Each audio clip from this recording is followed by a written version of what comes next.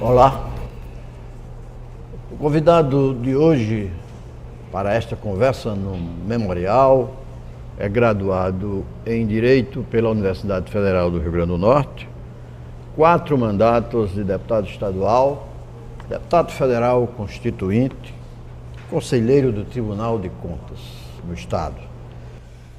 É uma satisfação receber para mais esta conversa do Memorial o ex-deputado Antônio Severiano da Câmara Filho, para os íntimos, Toninho Câmara. A TV Assembleia também convidou para este papo o jornalista Gerson de Castro. Toninho Câmara, como vai o Mato Grande, que já foi Matas, que já foi Baixa Verde? Vamos começar, Aloysio e Gerson, pelo topônimo de Matas, de Baixa Verde. De Baixa Verde. Antes de 1910, o nome era Matas. O povo chamava Matas. Mas já em 1910, com a inauguração da Estrada de Ferro Central, já passou a ser o nome de Baixa Verde. Matas era o povo chamava. Mas já em 1910 passou a ser Baixa, foi inaugurada a Estrada de Ferro pelo doutor Antônio Proença, que era o engenheiro, já com o nome de Baixa Verde. Agora, continuou o nome de Baixa Verde de 1910 a 1953. Mas era uma vila, uma vila de Itaipu, do município de Itaipu. E só veio emancipar-se de Itaipu no dia 29 de outubro de 1928. João Câmara elevou a vila de Baixa Verde à cidade. E só em 1953, portanto, 43 anos depois, é que passou a ser chamada, eu estou pondo de João Câmara, através da Lei 899. Mas o primeiro nome mesmo era Baixa Verde, foi inaugurado. João Câmara, o senador João Câmara? Senador João Câmara. Seu tio? Era meu tio, João Câmara era meu tio. Era realmente um homem de muita visão, um empreendedor. Ele foi o primeiro prefeito de Baixa Verde, foi João Câmara. Depois veio a ser deputado estadual, senador da República. Era um grande empresário. Realmente tem serviços prestados à região do Mato Grosso, sobretudo Baixa Verde. Prestígio político e a força econômica dele, empreendedora dele. À época ele era a maior fortuna do Estado. Do Estado. Era vamos aqui fazer uma comparação, era o Nevaldo Rocha daquele tempo. Agora é um de uma visão impressionante. Né? Além de cuidar dos seus empreendimentos, ele cuidava também do velho PSD. O PSD, ele era presidente do PSD. Ele tinha muita... E uma coisa interessante de João Câmara, que o grande adversário dele, que era o senador Nato Mariz, mas eram muito amigos. É tanto que o filho caçula de João Câmara, o padrinho foi de Nato Mariz, Joãozinho Câmara. Os dois eram compradores de algodão, e tinha usinas empresários, de beneficiamento de algodão. Né? Deputado, antes de mais um Câmara chegar aqui, além de João Câmara, que outros parentes seus passaram pela Assembleia Legislativa? Na década de 30, João Câmara foi deputado prefeito, né, de Baixa Verde, primeiro prefeito. Na década de 30 foi deputado estadual. Na década de 50 a 60 foi Joaquim Câmara, filho de Xandu, que chamavam Alexandre Câmara, que tinha o apelido de Xandu, irmão de João Câmara. E na década de 60 e 80 eu fui o deputado estadual. Então, 3 parentes. Deputado, o que é que o levou à política? Além claramente o componente genético da hereditariedade da vida pública de João Câmara, que marcou a vida atuação de João Câmara, tanto empresarial quanto política, marcou a vida do nosso Estado na primeira metade do século, né? Além disso, o que é que o levou à política? Olha, foi uma coisa interessante, eu não pensava em política. Apesar de ter esse sangue, a tradição na família, eu não pensava em política. Eu era estudante de Direito e eu estava no CED, convite de Geraldo Melo, e fui para a SUDENE, fazer um curso de Iniciação de Desenvolvimento Econômico e de Cooperativismo. E nunca pensei em ser candidato. Mas quando eu voltei para Natal, depois desse curso da SUDENE, lá era Conselho Estadual de Desenvolvimento, não era CDE, não, era CED, Conselho Estadual de Desenvolvimento, que o chefe era Geraldo Melo. Né? Que foi a grande escola, né, do planejamento, foi a grande escola do planejamento do Estado. Sem tirar o mérito de Aloysio, que era um visionário, mas todos os grandes projetos de Aloysio nasceram no CED, que Geraldo Melo foi um dos, da CEPAL, foi um dos 10 agraciados pela CEPAL. E Celso Furtado chamou Geraldo Melo para a SUDENE. Quando Aloysio foi governador, foi a Celso Furtado e trouxe Geraldo. Foi o primeiro governo em termos de planejamento do Rio Grande do Norte, foi Aloysio Alves. Estabelecendo metas, prioridades, realmente todos os grandes projetos nasceram lá no CED. Né? Foi a equipe de Geraldo Melo. Bom, aí eu voltei para Natal. Aí lá vai essa coisa toda, terminei o curso, a SUDENE estava dando incentivos a cooperativismo. Aí O curso que você fez lá foi sobre cooperativismo. Não, Iniciação de Desenvolvimento Econômico e Cooperativismo. Esse cooperativismo foi que atraiu você para o governo. Aí, quando eu cheguei aqui, eu voltei para o CD. Aí a Aloysio, a SUDENE estava dando incentivo ao cooperativismo, mas a Aloysio, veio me buscar no CD e disse, vou nomear diretor do Departamento de Cooperativismo e Organização Rural. Aí eu fui para o Departamento de Cooperativismo e Organização Rural. Aí Isso com que idade? Foi em 1963, 63 para 58, lá vai 58, não, 38. 25 anos. 25 anos. 25 anos. Aí, eram os jovens planejadores da época. Exato. Aí a Luiz, olha, eu quero além de estimular o cooperativismo, eu quero também fazer que você comece a fazer um trabalho para legalização de terra. Legalização de terra, ou seja, expedir os títulos de terra, porque os agricultores, sobretudo os pequenos, eles não tinham o título de terra, eles tinham só a posse, mas não tinham o domínio, porque ele faltava o documento. Não tinha a titularidade, né? Eles não tinham possibilidade de serem, receberem recursos dos bancos. Porque não tinha a titularidade da terra. Não tinha documento. Então a Luiz começou assim, eu quero que você trabalhe para valer, para fazer a legalização fundiária do Estado. Nos assentamentos que nós temos aqui na Assembleia, foram distribuídos 12 mil títulos, né, na sua gestão. Aí eu fui para o departamento. Né? Aí a Luiz me pediu para dinamizar esse setor e eu comecei a andar. Comecei a andar, não só na minha região, mas no Estado, mas principalmente na minha região. Né? Era uma região composta de 14 municípios, eu comecei a andar. Aí eu comecei a ouvir. Então, rapaz, a região não tem nenhum representante aqui. Você podia ser candidato a deputado estadual.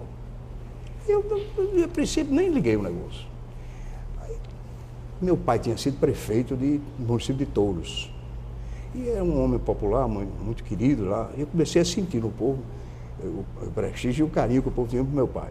E as lideranças começaram a me convidar para ser candidato que a região não tinha. Aí eu fui. Começou aí a ser a minha vocação política. Né? Começou daí. Aí eu vim para, quando terminou o governo de Aloysio, assumiu o Monsenhor Valfredo. Aí Monsenhor Valfredo me manteve no DECOR. Né? Manteve no DECOR. E quando foi na eleição de 66, eu fui a Monsenhor Valfredo, Monsenhor, eu gostaria de ser candidato a deputado estadual. Monsenhor, tá bom, pois não. Agora eu queria que o senhor nomeasse Roberto Pereira da Costa, que era lá da terra de Ulisses Potiguar, Parelhas. de Parelhas. E ele tinha feito o curso comigo na Sudene. Aí Monsenhor nomeou Roberto Pereira da Costa. E eu saí para ser candidato a deputado estadual. Aí tem uma coisa interessante. Quando foi uma reunião... Ninguém gemeu com a sua candidatura? Agora eu vou voltar. Quando houve uma reunião prévia na casa de Monsenhor para saber quem eram os candidatos, né? Aí eu fui para a reunião. Eu tinha dito a Monsenhor. E Monsenhor tinha um candidato que era sobrinho afim dele, que era Antônio... Não de Geraldo Mello, Antônio Traíra. Chamava Traíra, né? Antônio Ferreira de... Né? Antônio Ferreira de Mello. Antônio Ferreira de Mello. Aí, lá para as tantas, Seráfico Dantas e Dona Mônica eram deputados. Na minha região, eles tinham prestígio, né? Não só prestígio político, como era uma potência econômica.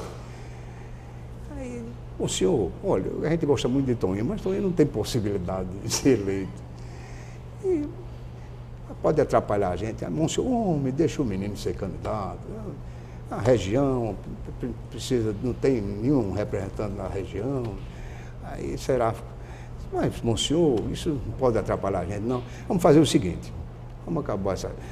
Eu tenho meu candidato, que é Antônio Traíra, e Antônio Câmara vai ser também meu candidato. Aí Seráfico, aí saí candidato. Foi assim que começou? Foi assim que começou. Deputado,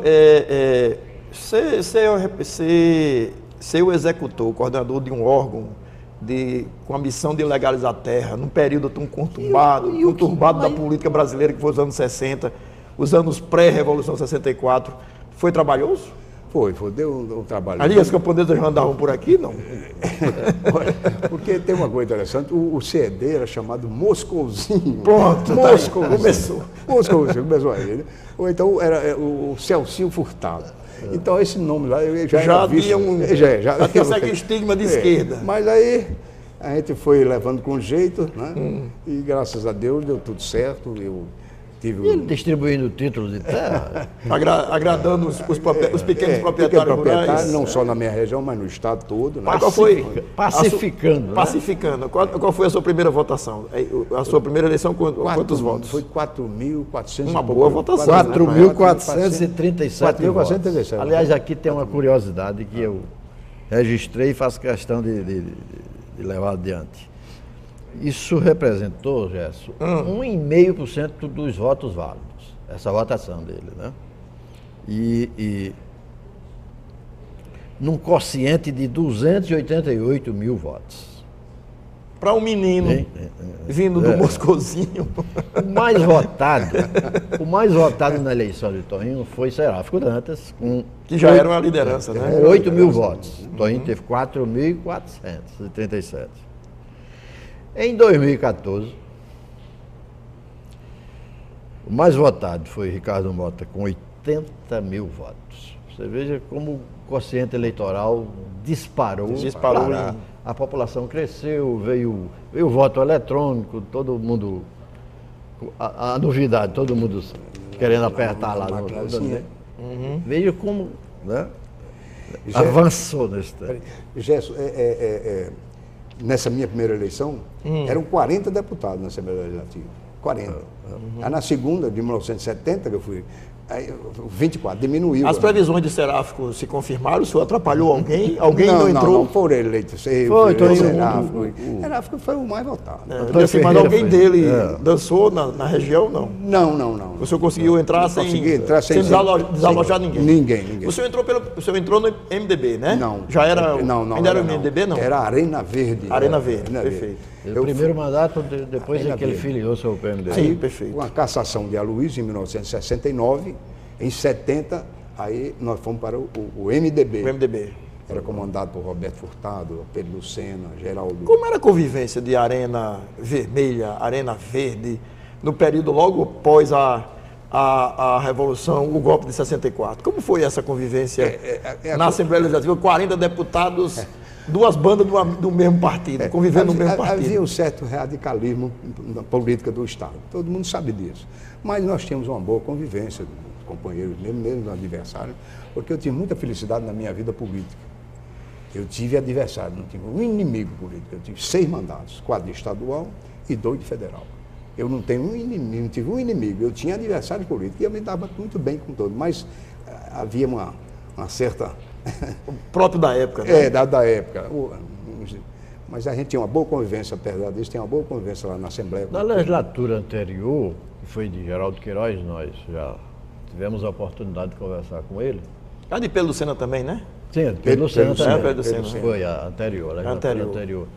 Era 37-3. Era, exato. Era. A minoria era a minoria mesmo. Era. Tinha líder da minoria? Tinha um líder da minoria? Já se respeitava, pelo menos, na posição da minoria? Tinha liderança? Mas eles passavam por cima. 37-3. Aí tem uma frase muito interessante de Moacir Duarte.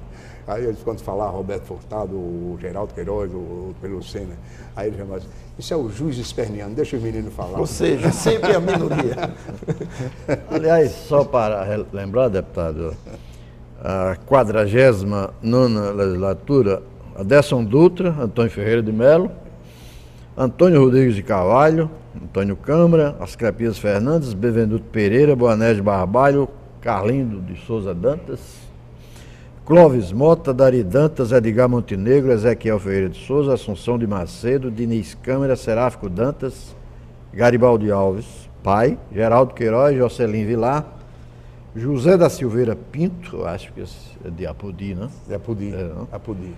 José Fernandes de Melo, José Josias Fernandes, ex-prefeito de Caicó, Marcílio Furtado, Luiz Antônio Vidal, Magnus Kelly, Manuel Leão Filho, Manuel Vera Saldanha, Milton Marinho, Moacir Duarte, Mônica Nóbrega, Olavo Montenegro, Onésimo Maia, Osni Tagino, Paulo Diógenes, Paulo Gonçalves de Medeiros, Pedro Lucena, Rainel Pereira, Raimundo Abrantes, Roberto Furtado, Técio Rebelo e Ulisses Potiguar. Eram seus companheiros da primeira legislatura. O deputado filiou-se ao PMDB na renovação do mandato em 79. Não, foi 70. Em 70, né? Foi 70. Aí eu queria saber, Luiz... Não, foi líder do MDB em 79. Em 69, a Luiz foi caçado. Em 79 você foi líder do PMDB. Do MDB. Né? Já, sim, ainda é MDB, isso, né? MDB. Que só veio depois do 82, né? PMDB. Retornando, vamos puxando um pouco lá para trás, os 2 primeiros anos do curso de Direito você fez na Bahia. O que é que lhe levou à Bahia?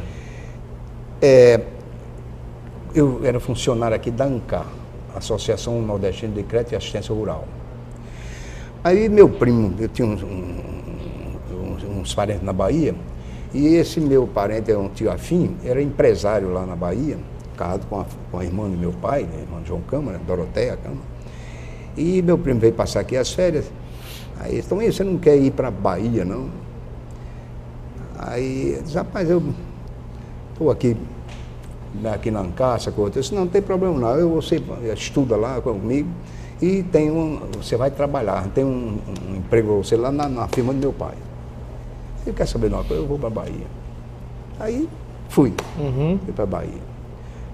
Iniciei minha vida universitária lá, fiz vestibular, trabalhava o dia todo e à noite estudava. Aí passei no vestibular. Quando foi em 1960, foi em 58 que eu fui para lá, para a Bahia, final de 58, em 1960 meu pai morreu, em setembro, antes da campanha da Luiz. Aí eu tive que voltar aqui para o Rio Grande do Norte, já vim em 61, né? Porque tinha a família, eu tinha que mais orientação das coisas e eu tive que voltar aqui para o Rio Grande do Norte. E aí se instalou de vez? Se instalei de vez. Fiquei por aqui. Deputado, eu queria saber o seguinte, um pouco, como é que foi essa experiência do curso na Sudene? Essa fase interessante do planejamento, da vida do Nordeste, do desenvolvimento do Nordeste. Como foi participar dessa experiência? O que é que restou? Qual foi o legado dessa experiência? Deputado, deixe para responder a pergunta de Gerson daqui a pouco, depois do intervalo. Um instantinho só.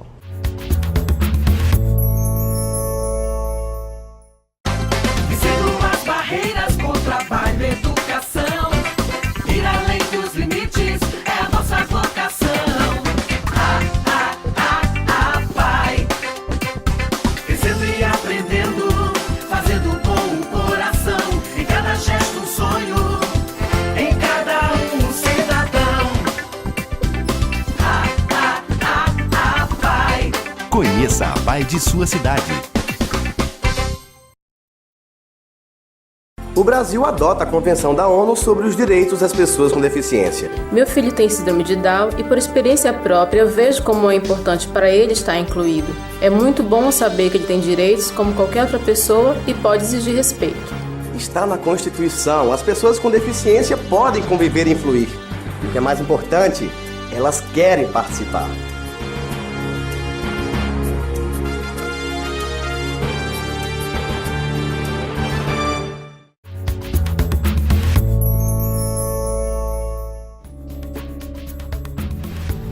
Nossa conversa de hoje é com o deputado Antônio Câmara. Tonho, permita a intimidade, ficou no ar a pergunta de Jéssica, como foi a sua experiência na Sudene? Aliás, naquela época, todo jovem gostaria de ter tido essa oportunidade. Foi uma oportunidade que Geraldo nos ofereceu, que até hoje eu agradeço. Eu tive um convívio, inclusive o doutor Celso Furtado, né? E planejamento. E o Nordeste, que era tido como assim, uma economia primária, então começou a surgir os grandes projetos industriais, aqueles incentivos fiscais para a indústria. Dentro do contexto de Celso Furtado, ele queria, toda a indústria era mais para o sul, sudeste, aí, com o Celso Furtado começou a surgir projetos de industrialização do estado, dos estados do Nordeste. Uhum. O senhor diria que a Sudene cumpriu sua missão? Ela conseguiu cumprir sua missão? Ela cumpriu. Agora, eu acho que os beneficiados foi que distorceram um pouco esse direcionamento. De que forma? De que forma? Qual é a análise que o senhor faz? De quê? De que forma? Que análise o senhor faz? Do que foi planejado e do que foi, distorção. De fato, executado? Recursos pegaram outras estradas, outras veredas, como diria Guimarães Rosa. Eu acho que foi positivo. O Nordeste realmente, no contexto do país, teve um desenvolvimento, cresceu no desenvolvimento em relação ao país. E não era como a gente esperava, porque talvez não tivesse muita experiência aqui, ou não tivesse, as pessoas não tivessem muito amor ao Brasil, e alguma coisa não funcionou como o Celso Furtado pensava. Mas foi positivo. O Nordeste... O senhor diria que entre o planejamento e a execução faltou um olhar maior para o interior, para o sertão? Faltou. Porque em termos de indústria o Nordeste ganhou muito, né? Faltou. Mas faltou um pouco a interiorização, faltou interiorização. Que era na verdade... Que era para fixar o homem lá onde ele estava. No campo, né? Aí olharam muito para os centros e deixaram o interior quase que sem nenhum... incentivo. Mas valeu a pena ter participado de Moscozinho. Valeu. Não, Moscozinho foi uma... Moscozinho foi um filho da Sudene. Filho da Sudene. O Cédio. Chamaram também Celcinho, os meninos de Celcinho. Geraldo Melo teve um papel importantíssimo nesse governo de Aloysio. Aloysio foi um mito mesmo, realmente era um nome à frente do tempo dele. Mas Geraldo Melo, todos, como eu acabei de dizer há pouco tempo, todos os projetos, grandes projetos, nasceram... A Luiz pedia e nasceram lá no... Só para resgatar aqui um pouquinho, para contar essa história para essa atual e futuras gerações. Quem era esse grupo que Geraldo reuniu? O senhor... Olha, tinha Zé Daniel Diniz, tinha Benivaldo Azevedo, tinha Eider Moura, tinha Marcos César Formiga, os irmãos Herbert, hein? Marcos César Formiga já Marcos César Formiga, tinha... eu já disse, Rússio Garcia. Ou seja, um time... Formiga que viria a ser prefeito de Natal. E fez uma boa administração. Era realmente uma turma excelente. Preparada. Muito preparada. Foi secretário de Geraldo, né? Secretário da Fazenda, Monsenhor né? Valfredo. E depois de Geraldo, no governo de Geraldo, né? Ali nasceu que hoje é IDEMA, nasceu o IDEC, né? Olha, o Instituto de Desenvolvimento Econômico, né? A energia, a COSERN, a Telerne, a Coab, que era a Cidade da Esperança, vários projetos Ou seja, o Estado deu um salto. Deu um salto grande. Nos anos 60. Grande. Porque esse planejamento. Era um planejamento e passou a ter metas a serem cumpridas, e dentro dessas metas tinha prioridades. Havia prioridade. Aí o senhor falou aí, o que falou, energia, que veio a energia de Paulo Afonso, né? a telecomunicação, a telefonia, a habitação, que começou na Cidade da Esperança, né? Uma série Além dos projetos de educação, Paulo Freire lá em Agito e tudo mais. Que aí já é outra história, outro programa. Por falar em Rende uma série. Por falar em COSERN, em 67, primeiro ano do seu mandato, primeiro mandato, né? Exato. Nós encontramos aqui nos anais da Assembleia vários apelos do deputado Antônio Câmara para a energia no Mato Grande. Quer dizer, não tinha energia elétrica no Mato Grande. Olha, o Mato Grande é totalmente desprovido de infraestrutura. Água também não tinha. Hein? Água, problema água com era água. problema.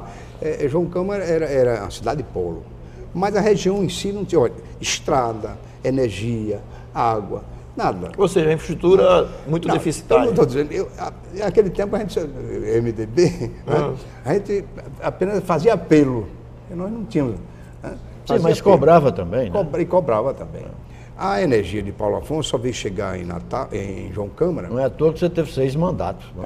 Veio chegar em João Câmara em 1970, olha só, 1970, já depois do governo de Aloysio. Era no governo de Monsenhor Alfredo Gugel. Final do governo de Monsenhor Ou Alfredo. seja, precisou de 2 governos do senhor participando lá, por exemplo, para poder chegar o benefício como energia. A de Touros foi em 68, a de João Câmara foi em 70. A água, que era o grande problema da região do Mato Grande, sobretudo da cidade de João Câmara, só veio chegar em 82, no governo de Lavoisier Maia, que era o prefeito de João Câmara, o doutor Alto Torquato, que é escritor. Que foi sucedido por Ribamar, né? Isso. Né? Foi sucedido por Ribamar. O homem da bicicleta. Exatamente. Então, Lavoisier, lá foram cooptaram Alto Torquato. Então, Alto Torquato, olha, Lavoisier me convidou para sair do MDB, que facilitaria a água chegar em João Câmara. Aí me falar, bom, se é para o bem de João Câmara... Quer dizer que ele deixou o partido, fez uma aliança com o governo para poder beneficiar a população. Para poder a torneira abrir, né? Abriu a torneira literalmente. Agora mas aí não foram felizes na sucessão. Porque fizeram a água de João Câmara, que era grande sonho da cidade, né? Mas o negócio foi feito a tom de caixa, que era para... havia eleição de prefeito 82. no ano seguinte, 82. Havia eleição de prefeito. E a tom de caixa, quando abriram, era torneira, canos furando, não sei o que, a coisa não foi feita com muita tecnologia, né? E aí ele pagou o preço. Resultado, pagou. Aí eu fui para a Praça Pública, nós derrotamos Lavoisier e Alto Torquato lá, fizemos o prefeito. Quer dizer que o prefeito que fez acordo para levar água, perdeu na eleição seguinte. Perdeu a eleição. O engate foi muito rápido da editora, né? A vazão foi muito forte. Essa água vinha, mas, olha, vinha de onde? Mas ainda tem problema hoje no Mato Grande. Tem. A água. Hoje, graças à justiça seja feita, a Lavoisier fez grandes obras lá na região do Mato Grande. A água que saiu de Pureza para Itaipu, Bento Fernando, João Câmara, né? A água da fonte de Pureza. Tem a estrada de João Câmara a São Bento do Norte foi feito por Lavoisier, né? Que é uma estrada hoje dominada pelas eólicas. Eólica. A estrada que era uma reivindicação que eu fiz muitas vezes na Assembleia Legislativa sobre a estrada de Ceramirim a Touros, passando as fontes de produção, passando pelo Vale do Dom Marculino, pelo Vale do Ceramirim, Dom Marculino, Vale do Fonseca, o Punaú. Então, a estrada, eu reivindicava essa estrada. O senhor diria que a sua eleição para representante do Mato Grande ajudou nesse processo? Mesmo sendo da minoria, a minoria não, o senhor era da maioria, né? Começou na maioria. Ajudou porque... Ajudou de uma forma a ter uma voz, a ter uma... A região tem uma voz, então, isso foi importante. O governo... E havia uma reivindicação muito grande da população do Mato Grande, e o governo ficou numa situação, atendia, tinha que atender, né? Porque as pessoas que conhecem o Mato Grande ficam olhando aqui, você tem de um lado João Câmara, perto do litoral você tem Touros, né? Tem uma série de municípios até lá, tem uma grande reserva de água, que é aquela região ali do Jandaíra, né? Complexo Não, tem o nome É lá, impureza, aquífero Jandaíra, acho que é o nome, né, da água subterrânea da região. Quer dizer, um grande manancial d'água, mas a região com problema secular. Mas o manancial d'água da região do Mato Grande é muito... Não é potável, não é para o gado, não? É muito salobra, tem muito... Então, grande manancial começa em pureza em touros. Sim, perfeito. Porque são a que chamam olheiros, né? Então, a Lagoa do Boqueirão, o Rio Punaú, que são de olheiro, e a fonte de pureza. Perfeito. Porque a água do Mato Grande, realmente, é salobra. Lavoisier levou água de onde? De Poço Branco, calcário, foi? Lavoisier levou água para João Câmara de Poço Branco ou de pureza? Não, vem de pureza, né? De pureza. Vem de pureza. Ela vem de O pureza. Mato Grande tem 13 ou 14 municípios. Ceará-Mirim é considerado Mato Grande? Eu chamava a Porta do Mato Grande. A porta do Mato Grande. Começava, que é o Vale do Ceramini, a Porta do Mato Grande. Porque a partir daí você já entrava quase para o sertão. Eu chamava Ceramini a Porta do Mato Grande. Aliás, eu tenho uma dívida muito grande com o Ceará-Mirim. Quando eu fui deputado federal, Geraldo Melo me deu 5.700 e tantos votos. Ele era a dobradinha, Garibaldi, deputado estadual, e eu federal. Eu tive 5.700 e tantos votos naquela época. 5.700 e tantos Você combinou com o Henrique para fazer essa dobradinha com o Garibaldi? Henrique deixou? Aliás, é seu grande amigo, seu. Aí é outra história que eu vou contar. Como eu cheguei para ser deputado Pronto, federal. Teve um problema para deputado estadual e teve um problema para federal. Sim. Né? Aí nós vamos conversar sobre isso. Sim, a sua entrada como deputado federal, aliás, o deputado estadual, em regra, tem medo de sair, de dar esse salto. Né? Agora também, Luiz, eu queria, antes dele contar essa história, que a gente vai entrar numa parte também interessante da vida pública e da vida política do Estado, é saber o seguinte, minha curiosidade, uma época que eu não vivi, mas já estudei sobre ela, o senhor começou na Arena Verde. Aí veio o período mais duro da ditadura, a cassação de mandatos, cassaram os 3 alvos de uma vez praticamente, né? Exatamente. Aloísio, Agnello e Garibaldi Pai. Né? Quem tinha mandato entrou. E aí a oposição, e aí um grupo se reúne na oposição, mesmo em minoria, mesmo enfrentando uma série de problemas, se agrupa na pequena oposição, naquele velho Fusca do MDB. Como é que foi essa vida depois de ser maioria na Arena Verde, como é que foi ser minoria no MDB? Olha, aqui eu tenho uma figura também importantíssima na nossa vida política, que é Roberto Furtado, que era o PMDB, o MDB naquela época. O MDB. Né? Então, a Luiz Cassado, e conversou com o Roberto Furtado, falou, venham para cá, porque não tem problema, eu quero que o MDB cresça. E entregou o MDB para Luiz. E o MDB começou a crescer no Estado. Né? O Roberto Furtado foi um incentivador nesse ponto. A bandeira da esperança virou bandeira da resistência. Da resistência. E entregou todo o partido a Luiz. Aí o partido cresceu. A Luiz conversou conosco depois da cassação e todo mundo foi para o MDB. E como foi ficar no MDB, na Assembleia Legislativa? Foi interessante porque a gente era muito idealista, para a gente saindo da faculdade há pouco tempo, né? A gente queria mudar o mundo do dia para a noite, né? E teve um convívio muito importante na Assembleia, deputados da oposição, da situação, mas homens de responsabilidade, Moacir Duarte, que era o grande orador, grande orador, né? Mas nós tínhamos um bom convívio, e nos deu assim uma projeção muito grande. Aí veio nessa época, depois que veio Henrique e Garibaldi, porque a primeira legislatura foi eu e Magnus Kelly, eleito deputado estadual, né? Fora o pessoal de Roberto Furtado. Certo. Né? E já na segunda legislatura entrou Garibaldi e entrou Henrique federal. Perfeito. Né? Mas foi uma convivência muito boa e tinha muita dificuldade, né? Mas a gente falava, né? A gente falava mais, porque era apelo que a gente fazia, todos os problemas do Estado a gente levantava, e eles ficavam mesmo, apesar de ser maioria, eles ficavam em situação difícil. Às vezes tinham que atender, né? Mas a força... Dá um pouquinho de espaço à oposição. Um espaço, porque... Uma região que tem hoje mais de 100 mil eleitores. Tem mais de 100 mil eleitores. Eu tenho a impressão que está os 14 municípios da região do Mato Grande, deve ter hoje uns 120 a 140 mil eleitores. Considerando Ceará-Mirim a porta de entrada, então seria Ceará-Mirim, Touros e João Câmara, Ceará-Mirim, João Câmara e Touros, as principais cidades da região. Ceará-Mirim, João Câmara...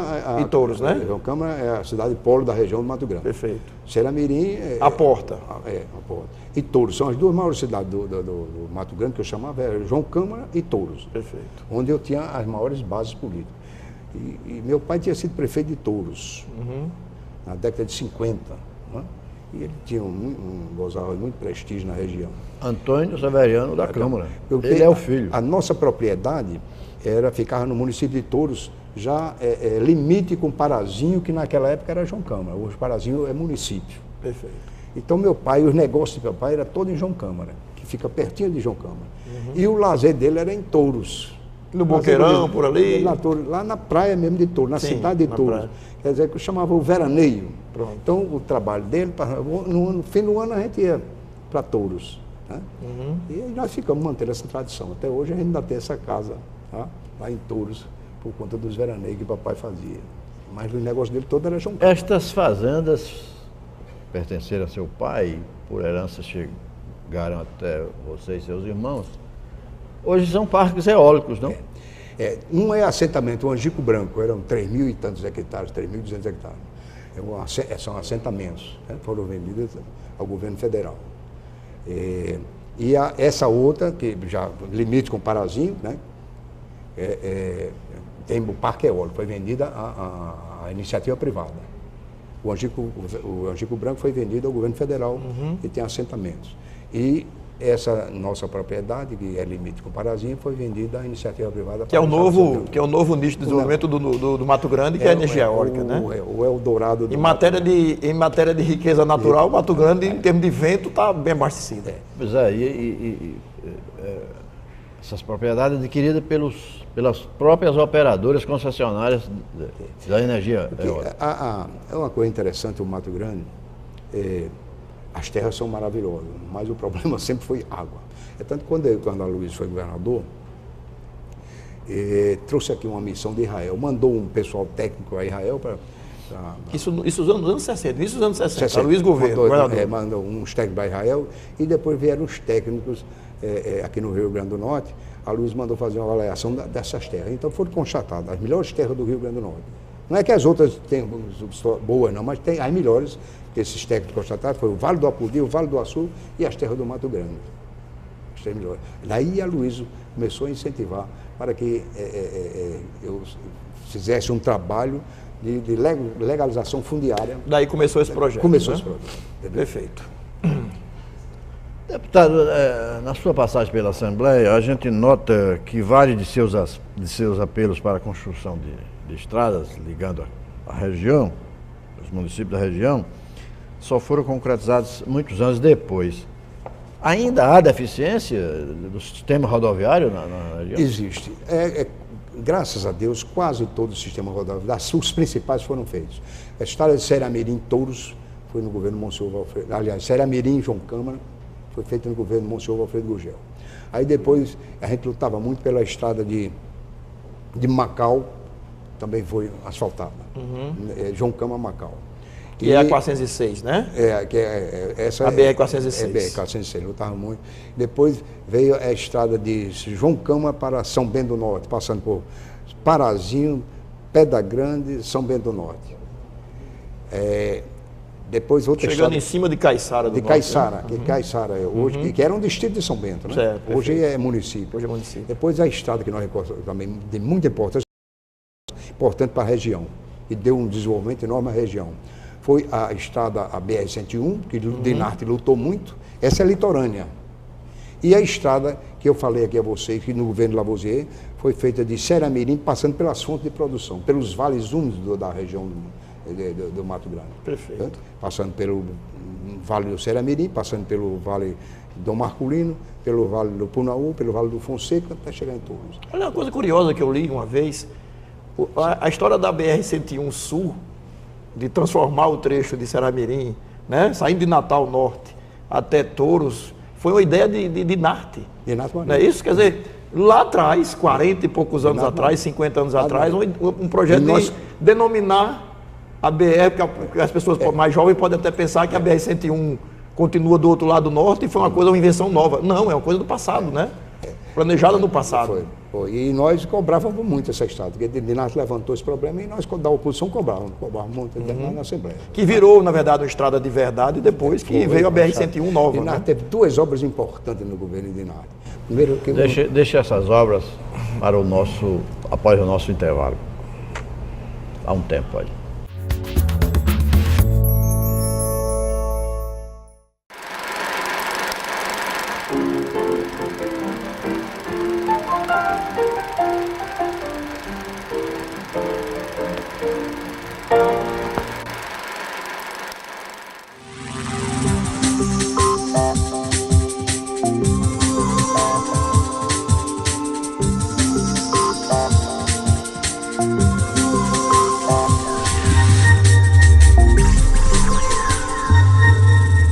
Malu era uma menina muito sorridente. Adorava encontrar com os amigos, brincar de boneca, não perdia nenhum dia de aula. Seu sonho era ser dentista, mas hoje ela deixou de sonhar. Não quer mais ir à escola, abandonou as brincadeiras e não tem mais amigos. Hoje Malu deixou de sorrir. Abuso sexual de crianças e adolescentes é crime. Denuncie. Disque 100. Aprendendo a ser cidadão com o Ministério Público.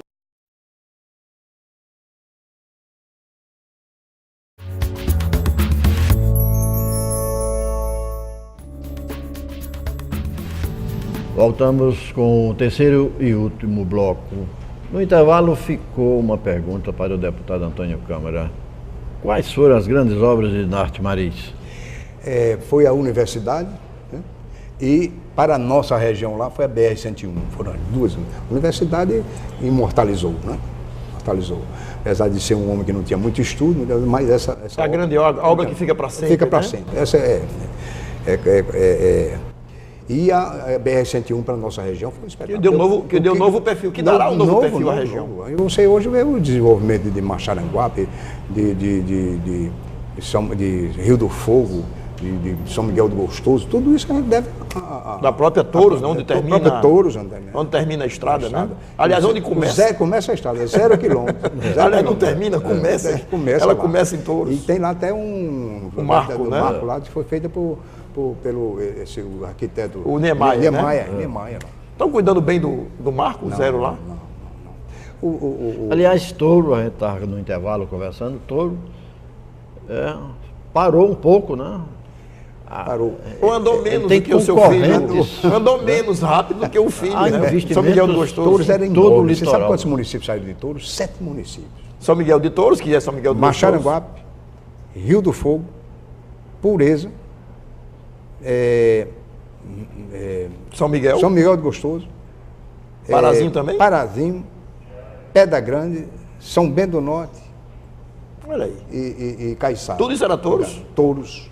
Era Touros. Caiçara que já saiu de São Depois, Bento, né? Antes de Baixar Verde, do que aí passou a ser de João Câmara, mas era Touros.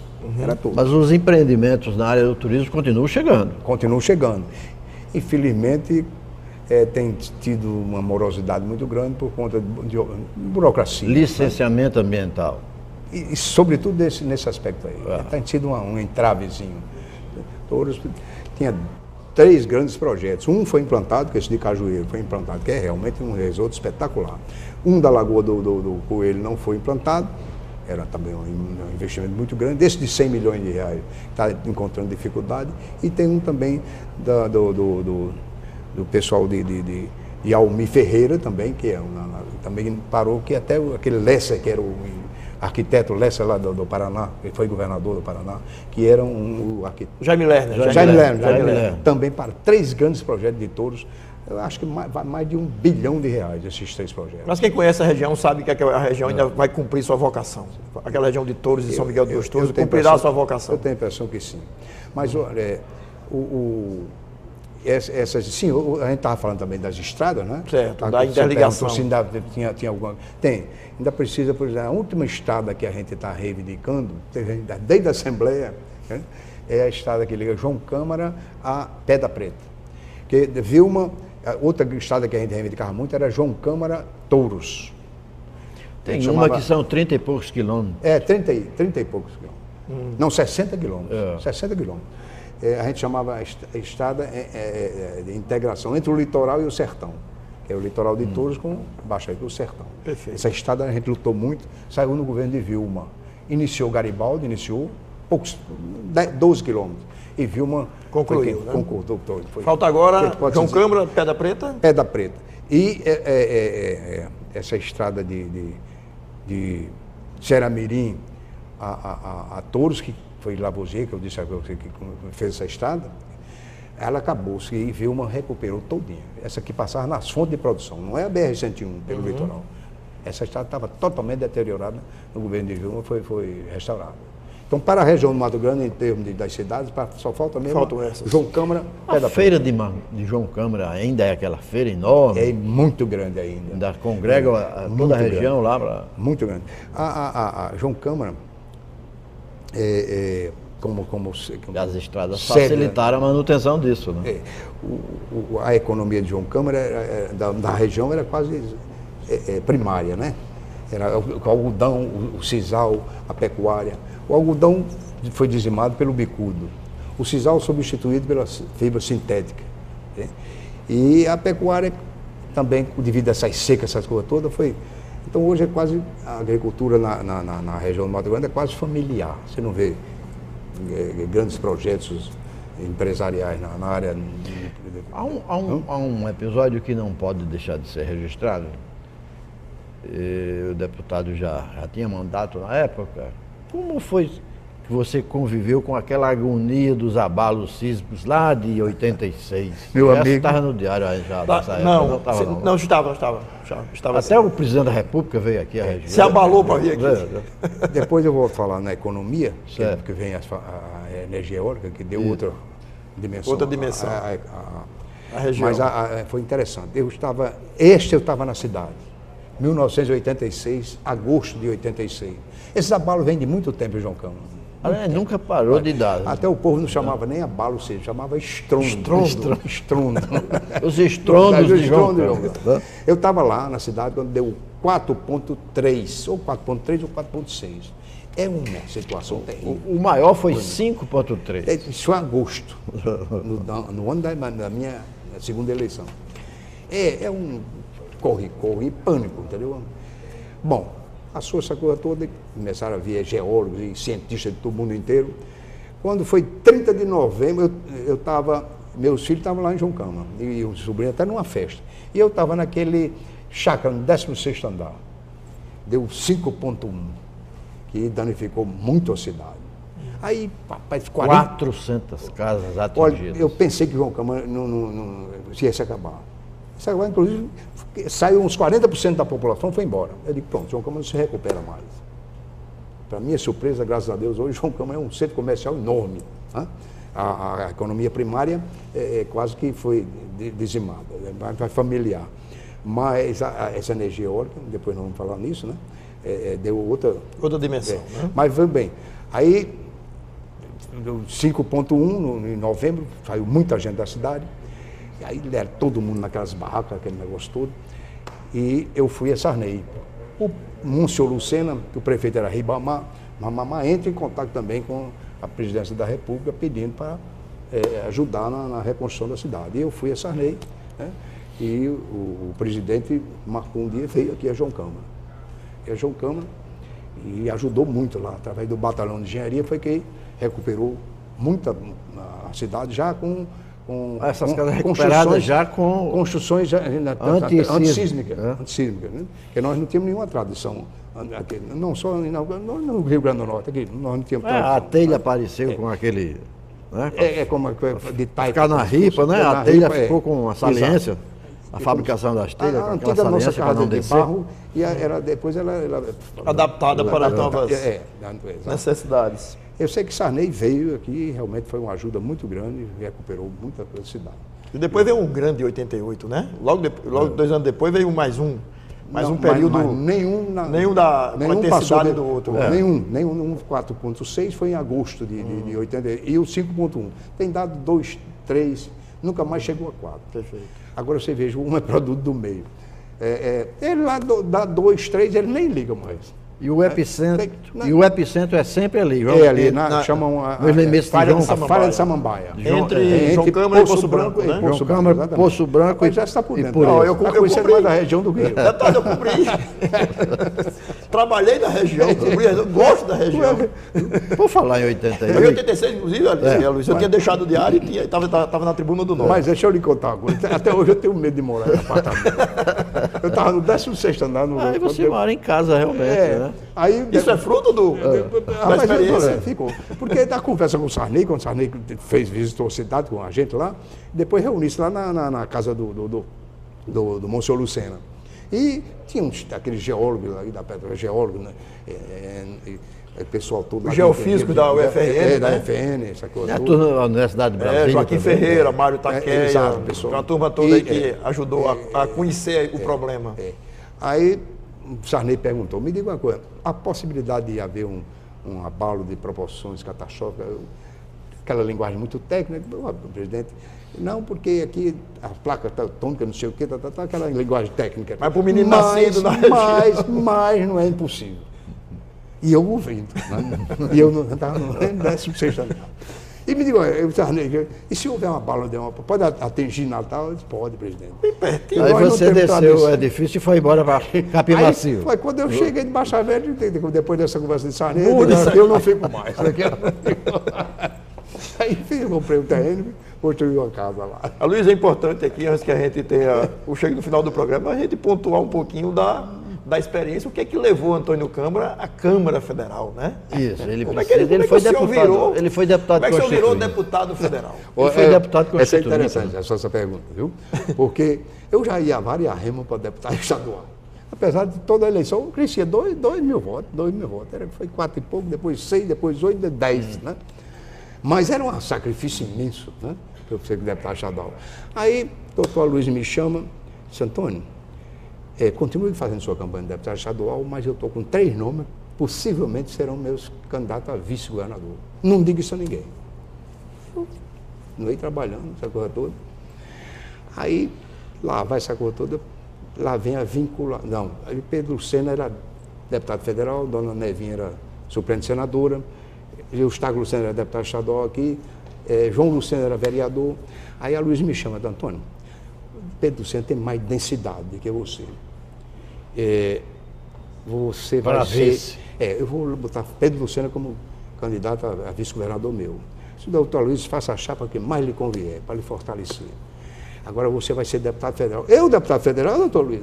Olha, já vou a várias remas para deputado, como é que eu vou ser federal? Não se preocupe, não. Aí falou com o Geraldo Mello, né? Geraldo Mello me deu uma ajuda muito grande, será me deu uma votação grande, e o doutor Luiz Henrique me cedeu vários, o município também. E na região eu já saí totalmente. E aí o senhor virou deputado federal? Subiu deputado federal. Né? Deputado federal. A outra vez, interessante, aí Zé Gripino. Eu tinha saído do MDB. Ele foi candidato algumas vezes. 3 vezes. Governador. 2 a imprensa tomou conhecimento e uma não tomou. Qual é que a gente não tomou conhecimento? Conte agora aqui eu ao vou programa. Contar aqui. Eu acho que Alcimar sabe dessa história. Alcimar Torquato. Geraldo Mello, candidato a governador. 86. Além de ser do meu partido, é um cara com uma prima minha, prima legítima. Família, da mesma família, não é mesmo?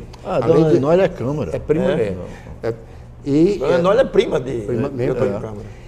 Aí João Faustino vai a Brasília, eu, deputado federal. Então, eu vim aqui lhe convidar para ser vice-governador na minha chapa. João Faustino não posso fazer nunca. Primeiro, eu sou do seu partido. Segundo, eu não posso fazer nunca isso com Geraldo. Além de ser amigo meu, é correligionário e parente por afinidade meu.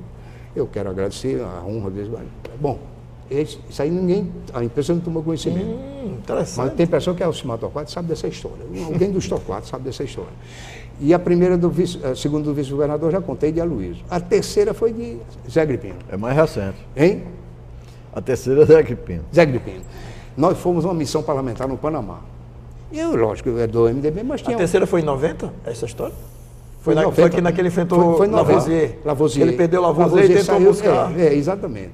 Aí nós fomos um tumulto tão grande, Toninho chegou aí ao PL. Tá lembrado, já? Ele foi foi missão parlamentar PL. no Panamá. No Panamá. Aí, e os 2 senadores foram eleitos, Zé Agripino e Lavoisier, lembra? Aí tá Zé Agripino, um bom candidato para ser vice-governador seu. Aí lá vai essa coisa toda, quando voltou, eu tive um desentendimento político com o Geraldo, não foi pessoal, eu tenho uma maior admiração por Geraldo e respeito por ele, agradeço a ele, fui deputado federal, mas houve um desentendimento político, eu saí do PMDB. Aí Zé Agripino disse, olha, vá para o partido de Flávio Rocha. PL. Que Flávio Rocha... Essa conversa foi lá no exterior. Não, já na volta. Mas ele está olhando para o canal do Panamá, que tem 2 lados, na assim, volta, né? Liga 2 lados, 2 continentes. Porque tudo indica que Flávio Rocha vai indicar o vice. Aí lá vai essa coisa toda, Cerejo me levantou na imprensa, Vicente Cerejo. Que é um admirador seu. Quase eu sou vice-governador por conta do Cerejo. A imprensa me deu uma cobertura.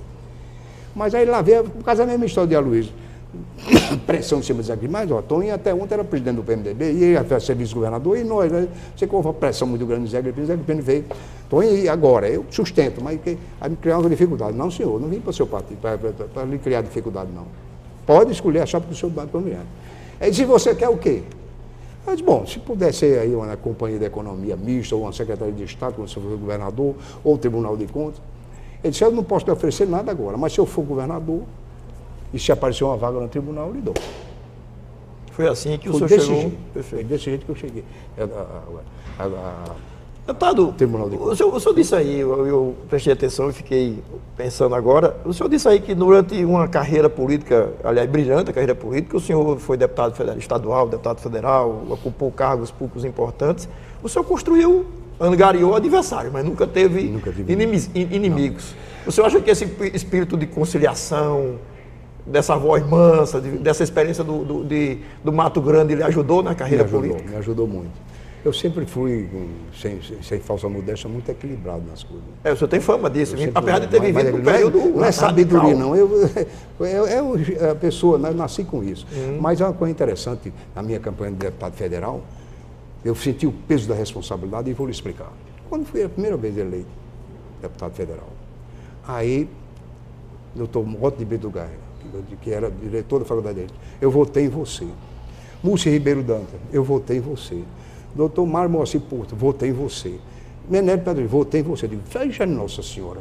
Grandes nomes da cultura. Eu preciso prestar conta do povo. E agora com esses homens da dimensão que aí vai pesar. Aí começou a pesar. Eu digo, olha, eu posso não ser brilhante no meu mandato, agora sério eu vou ser. Que é um dever meu, mas eu vou ler. O senhor fez um trabalho interessante na área da educação, não foi? Educação também. Muitos pronunciamentos, eu me lembro, o garoto ainda, eu sou deputado federal. Eu também na área da economia. Na área da economia, na área da educação. De família, na economia agrícola. Família. Deputado, deputado constituinte, se estivesse ainda na Câmara hoje, você assinava embaixo uma reforma política, não? Não tinha nem dúvida. Está na hora, não está? Não tinha nem dúvida. Eu tive uma aula, foi uma aula de sabedoria política, de ética, de moral. Eu convivi com homens importantes nessa nação. Naquela época era uma universidade. Era Teotônio Vileira, era Tancredo Neves, Ulisses, né? Guimarães, Mário Franco Covas, Montoro, né? Mário Covas, Marco Freire, Paulo Brossard, Afonso Arino de Melo Franco, e por aí vai. O que foi ministro da Justiça lá, o Lira, que foi ministro da Justiça, o pernambucano, o nome dele? Que foi Fernando Lira, né? Fernando Lira. Eu tive realmente, era uma representação, eu tive a felicidade, o privilégio dessa convivência na Câmara Federal. Mas eu queria voltar ao problema da região do Mato Grande, que quase que... Mato Grande não sai da cabeça. Não sai, não vai sair nunca. A economia foi dizimada pelo bicudo, algodão, que era a grande fonte de renda, o sisal, a pecuária. O que nos salvou, por incrível que pareça, foi essa negócio. É outra dimensão socioeconômica na região.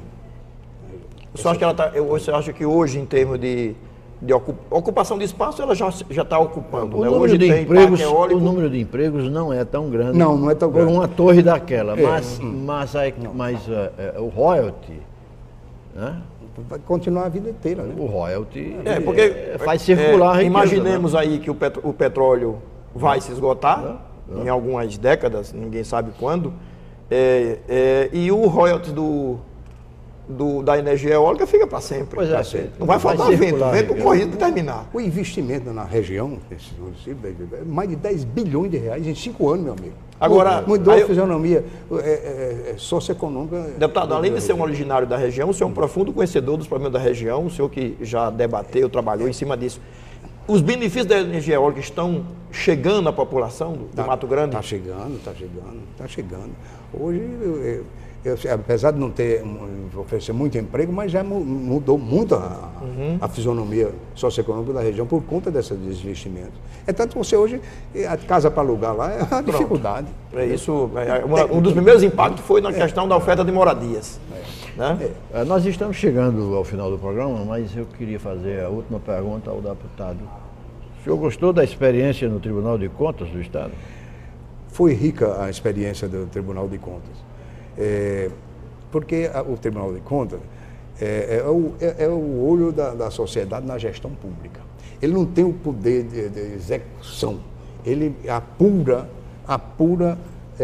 a gestão e envia para a Assembleia, né? A Assembleia e o Poder Judiciário. Perfeito. Ele não tem o poder de punir. Ele é um órgão auxiliar, na auxiliar das contas da Assembleia. Ele levanta os problemas e envia para a Justiça e para... Então isso me deu uma experiência muito grande, um convívio muito bom. Eu cheguei ainda no tempo de Zé Gobá, saudoso o doutor Zé Gobá. Peguei Alcimar, que veio mais, meu Deus, uma turma boa lá que nós tivemos a convivência no tribunal. Passei 9 anos no tribunal. Aí deixei o tribunal em 2000. Henrique me pediu para fazer uma composição política e eu deixei o Tribunal de Contas.